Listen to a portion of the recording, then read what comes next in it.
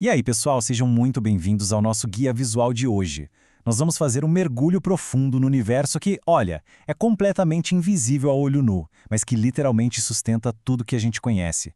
Vamos explorar o mundo fascinante dos micro-organismos e entender como a nossa existência está totalmente entrelaçada com eles. Em vez de apenas dividir espaço no planeta, nós somos sustentados por um motor biológico silencioso e minúsculo, que trabalha sem parar nos oceanos, no solo e, acredite, dentro da gente.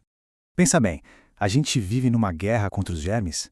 Todo santo dia somos bombardeados por anúncios dizendo pra gente limpar, desinfetar, esterilizar e erradicar qualquer bactéria de casa.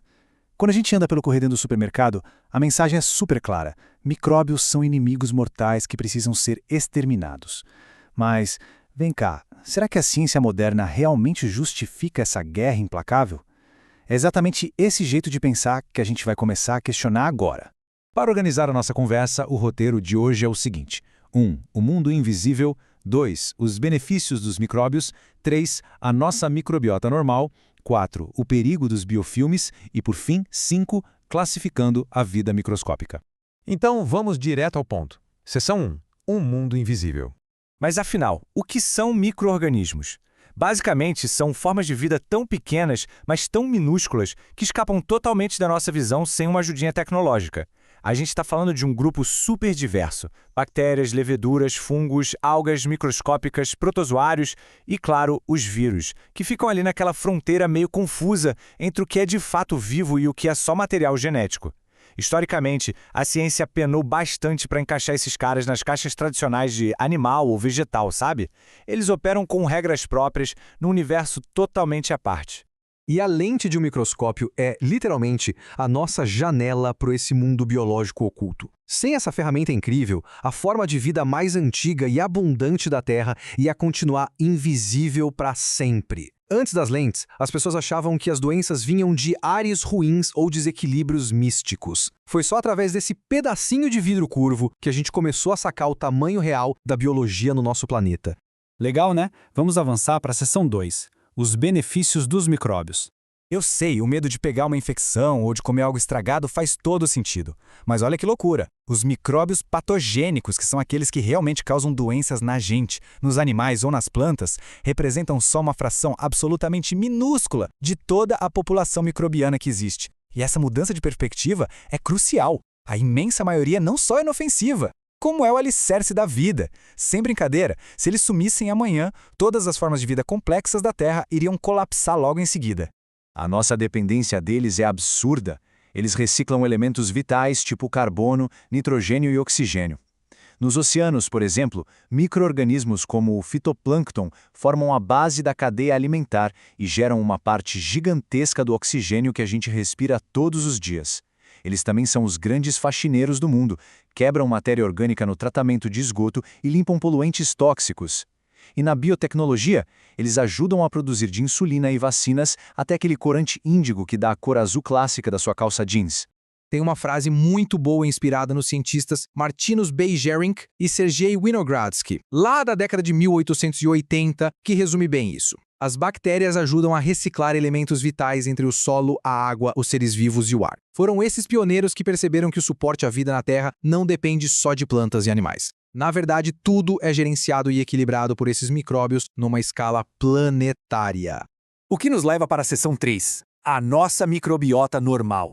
Pessoal, dá uma olhada no que a gente tem na tela. Pode parecer um terreno estranho, mas isso é uma visão super ampliada da superfície de uma língua humana. Essa metrópole toda aí é formada por bactérias inofensivas que vivem pacificamente com a gente. Elas compõem a nossa microbiota normal e estão aí agora mesmo, na boca, na pele, no intestino. O nosso corpo, na verdade, é um ecossistema gigantesco e super povoado.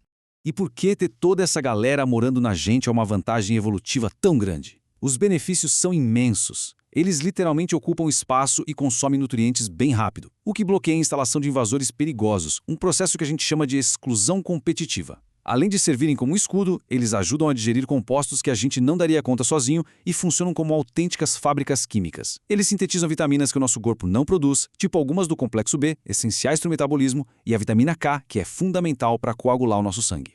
Mas nem tudo é perfeito. Vamos para a seção 4. O perigo dos biofilmes. A gente precisa falar das exceções, que são um grande desafio médico.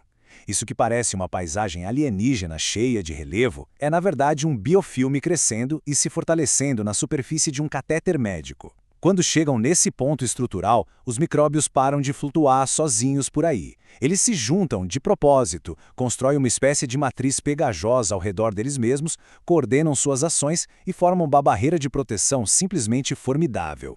E essa diferença de estrutura muda absolutamente tudo na hora de um tratamento. Se o micróbio está no estado planctônico, ou seja, flutuando livre e isolado, ele é um alvo fácil para os antibióticos. Mas no formato de biofilme, a história é bem diferente. A comunidade passa a compartilhar nutrientes, diminui o metabolismo e cria um escudo físico que barra os remédios. Eles ficam super resistentes a doses altíssimas de antibióticos e até aos ataques das nossas células de defesa. É por isso que infecções em implantes e catéteres são algumas das dores de cabeça mais persistentes nos hospitais hoje em dia. E como a gente entende e combate tudo isso? Seção 5. Classificando a vida microscópica. 100 milhões. Prestem muita atenção nesse número. Essa é a estimativa científica de quantas espécies vivas existem no planeta hoje. Mas o detalhe que realmente explode a cabeça é que a gente acha que menos de 10% de tudo isso já foi descoberto e catalogado.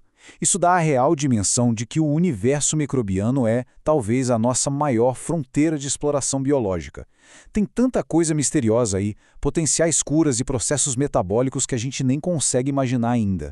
E quando os cientistas levam isso para o laboratório, a gente consegue ver verdadeiros campos de batalha microscópicos. Reparem nessas zonas circulares vazias nessa placa de cultura. Algumas bactérias do solo, como as do gênero Streptomyces, não estão ali só crescendo de boa. Elas estão ativamente soltando armas químicas que matam ou impedem o crescimento das bactérias vizinhas. Foi exatamente observando esse comportamento invisível que a ciência fez a maior revolução na medicina moderna, a descoberta e o isolamento dos antibióticos, que salvam tantas vidas.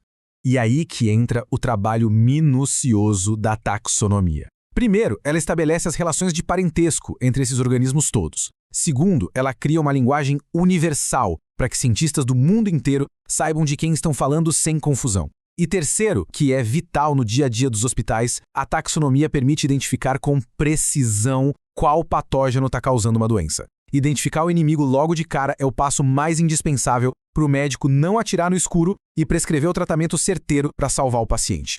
Para fechar, sabendo que eles sustentam o nosso planeta e os nossos corpos, como é que a nossa relação com esse mundo microscópico vai evoluir daqui para frente? Bactérias, fungos, algas e vírus são muito mais do que vilões que causam doenças. Eles são a base de toda a vida na Terra e nossos parceiros vitais e silenciosos. A grande questão agora é como as inovações biotecnológicas e as nossas próprias atitudes sobre limpeza e saúde vão mudar nos próximos anos. Passar daquela velha ideia de matar todos os germes para um manejo inteligente do microbioma é o que vai moldar o amanhã. O invisível, com toda certeza, continua sendo a nossa maior fronteira de descoberta. Muito obrigado por acompanharem este guia visual até o fim, e a gente se vê na próxima.